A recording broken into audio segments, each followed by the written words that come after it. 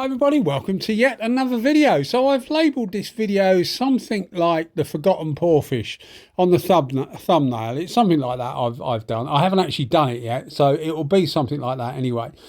And the reason for that is that this is actually a really good gun. What we're looking at today is the WV99V. Now, this is a 4 split tip gun. It's a side cup. So it's obviously not like the conventional top cups, but a lot of people will be quite familiar with side cups. But it's a full size side cup gun, so it's not a midi gun like most side cup guns are.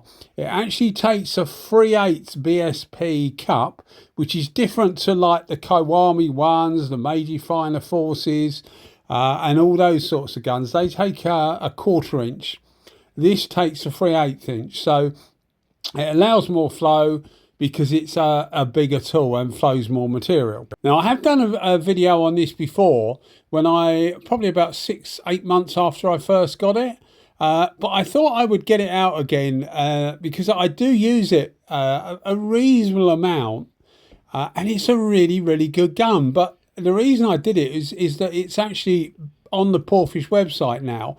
When I first bought this, there was no such thing as a Porphis website, and I'll put a link in the description because we have a discount code, and it all helps support the channel. So if you want to, you can use the discount code. There's also a company in the UK which I will mention, no affiliation with them or anything like that, but they are in the UK and they do supply Porphis guns. There's a discount code there you can use as well, which is RX Spray 5, as the company is, as you probably guess, is called RX Spray. So I'll put a link in the description there. There's also, and again, I don't think the company in the UK keeps these guns, but there's also one now in Australia, an Australian Porphis company. The guy contacted me not so long ago and said, would you mind giving me a mention in your videos, because people in Oz do mention my videos sometimes. So I said, yeah, sure, no problem. So there is an official Australian importer. Again, I'll put a link in the description should you want to go over there. It's just better for people that buy local. And another one I've heard of, I've had no talks with them or anything, but there's also a French Porphis place. I haven't got a link yet. I'm sure they will have a website, but if you're in France and you want to keep buying from your own country, if you just put in porphis.fr, I think it is, you'll be able to find it. Anyway, all that out of the way. As I say, I've had this gun now about 3.5 years. I bought 3 Porphis guns at the same time. This was one of them. I bought a PRD 715. I bought this gun, the WV99G, and I say G is because it's a gravity version. They do actually make a pressure feed version. And the reason, what attracted me to this was it had a split tip. And as people that watch the channel will know, I'm quite partial to a split tip. And it doesn't disappoint at all. At the time, there was no such thing as the PRD 717, and there's no such thing as the PRD 627, the other split tip guns. And there's certainly no PRD 817, which has just come out, which I was going to say a bit annoyed about. I'm frustrated about because I'm about to go away for a while, only like 4 weeks or so, and it looks like I'm going to get one of these guns sent to me, the PRD 817, but I'm going to miss it because I'm going to be gone before it arrives. So I'm going to be really late to the party.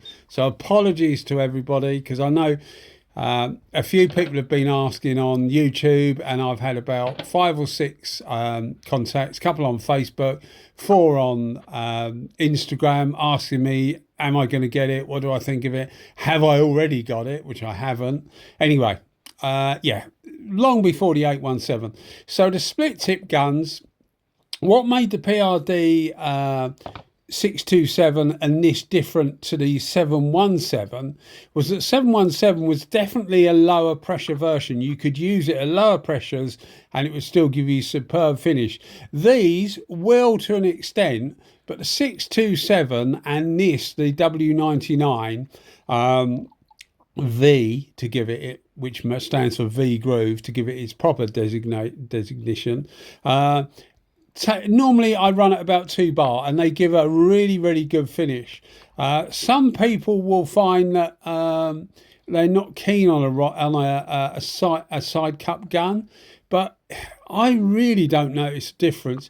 Yes, they can be slightly unwieldy at first. If you've got a full cup, if you've got a 600 milliliter cup like this one on there, and you've got it full, it can go over to the right slightly, but you soon adjust to that. And of course, once you get the spraying and you start using the material, it goes anyway. So I really don't get hung up by the side cups. But what makes this thing really interesting is the price of it, because I last time I looked was about a week and a half ago, but they were about, and I'm probably going to get this wrong, but I think they're about 130 US dollars, which for a quality split tip gun is excellent. They've got no gaskets at the front, so they work by the typical, what I would call the Iwata principle, or Segola do it as well, where it's metal on metal. So it is purely the chamfer or the taper on the tip that gives you those. A taper in the gun, a taper on the tip, and that taper meeting each other and securing down seals the tip. So there's no gaskets or anything like that to worry about, or nylon tips on the end like some of the other Porphis guns or SATA guns or DeVilbiss guns, or lots of other guns use different ways. There's no sealing points in it at all, and there's absolutely no baffle in it either. The drillings in the casting of the body supply the air to the right position for the tip and distributed around the tip and the cap. So there's nothing to worry about when you're cleaning it. There's nothing to fall out, nothing to lose, nothing to drop, nothing at all. So they're very simple. This thing's been super reliable. I've let 2 different people borrow it in the past. One of them really liked it, and in fact bought one. It's a couple of years ago now. And in those days you had to sort of like contact, email the factory, get a price, etc. It's much easier now. If you go to the website, because it's already there, and it just does it all itself. So this is actually 1.4. I'm not sure what size they make it in now, but 1.4 is absolutely fine. If you want a fine finish, 1.4 with the split tip guns, when you start going down the tip size, it tends not to make much of a difference, whereas it can do and normally does on the non-split tip guns. That's what I find anyway. So when you talk about 1.2 being finer atomization than 1.3, doesn't really count with the split tip guns. I've got 1.6 split tip guns with I've got a W400, a Kiwami 4 WB 1.6, which is a V groove gun, and I use that for clear coat. And I can't tell the difference between that and the 1.3. And I think it's because of the split tip. It just splits it up nicely, and you really don't notice it. So you get a better flow, so it speeds the gun up, but it doesn't seem detrimental to the finish.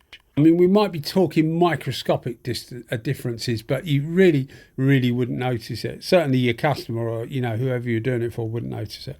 And of course, as in the case with this, I'm trying to match what was originally on the car. This is funny because, and I have got a video of it, I did a bumper and a bonnet for someone on the car, one of our relations, someone we know, a bonnet and a bumper on the car, and then somebody else with the same, not exactly the same car, the same model of car and the same colour, although it was actually a slightly different colour. It's supposed to be the same colour, but it's slightly different. Said, "Oh, would you do my bonnet?" Because it's the sun's got to it basically. So this is their bonnet, but I have got the bumper and bonnet I did for somebody else.